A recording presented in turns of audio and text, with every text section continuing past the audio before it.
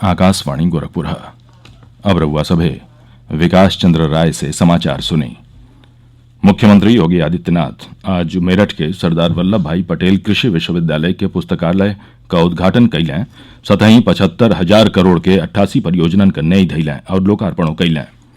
इस मौका पर आयोजित जनसभा के संबोधित करत मुख्यमंत्री कहलें कि प्रदेश का किसान भारत के आत्मनिर्भर बनावे में महत्वपूर्ण योगदान दिहले हवे। एके कब्बो भुलावल नाही जा सकेला।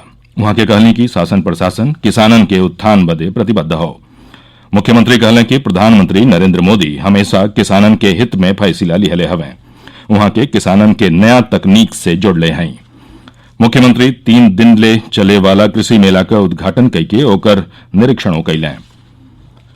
प्रदेश का उप मुख्यमंत्री डॉक्टर दिनेश शर्मा बोर्ड परीक्षा में एह बेर पहिलहू से बेसी कड़ाई का संकेत दिहले हवे।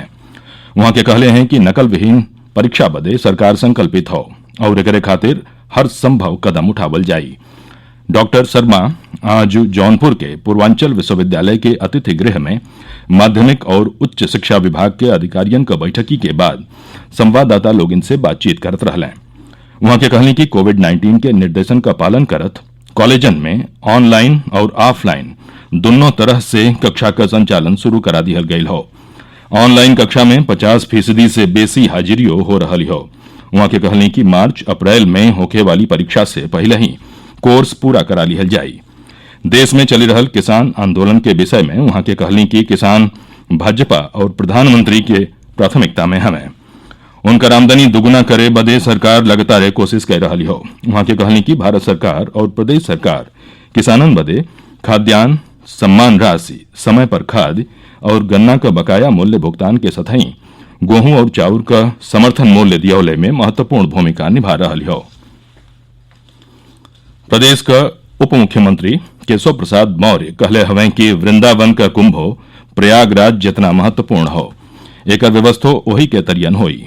उप मुख्यमंत्री आज वृंदावन में कुंभ का आयोजन के लेके साधु संतन से चर्चा कैले के बाद संवाददाता लोग इनसे बातचीत करत रहलें। वहां के कहनी कि सरकार प्रयागराज के तरियने वृंदावन कुंभों का इंतजाम करी। यह व्यवस्था में प्रयागराज कुंभ का अनुभव सहयोगी साबित हुई। श्री मौर्य रमण रेती आश्रम में ठाकुर श्री रमण बिहारी जी का दर्शन करके प्रदेशवासियों के कल्याण का कामना कैलें। वहां के साधु संतन का आशीर्वाद लिहलें। केंद्र सरकार कहले हवे कि मौजूदा खरीफ विपणन मौसम में न्यूनतम समर्थन मूल्य के हिसाब से 70,000 करोड़ रुपया मूल्य का धान का खरीद कैल जा चुकल हो और ऐसे करीब 40,53,000 किसानन के फायदा पहुंचल हो। कृषि मंत्रालय बतौलस की सरकार मौजूदा न्यूनतम समर्थन मूल्य योजना के हिसाब से किसानन से एमएसपी पर धान का खरीद कर रही हो। पंजाब, हरियाणा, उत्तर प्रदेश, तेलंगाना, उत्तराखंड, तमिलनाडु, चंडीगढ़, जम्मू कश्मीर, केरल, गुजरात, आंध्र प्रदेश, ओडिशा, मध्य प्रदेश, महाराष्ट्र और बिहार में धान का खरीद सुचारू रूप से जारी हो। अब ले कुल 372 लाख मीट्रिक टन धान का खरीद कैल जा चुकल हो।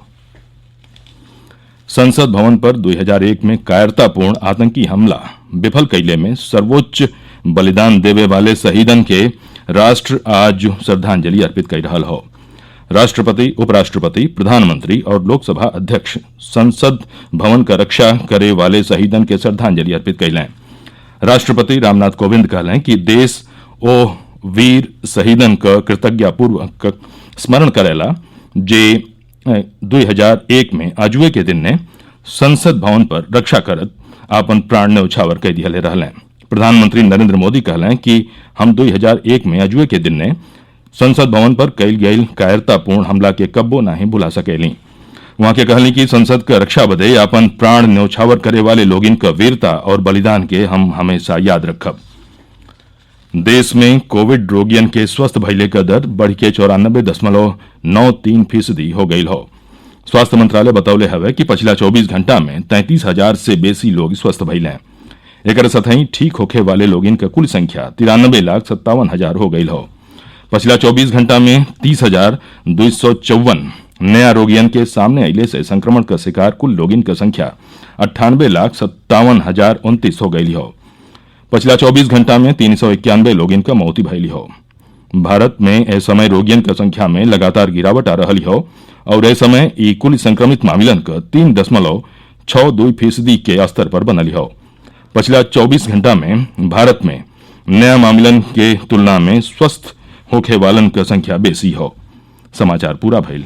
नमस्कार।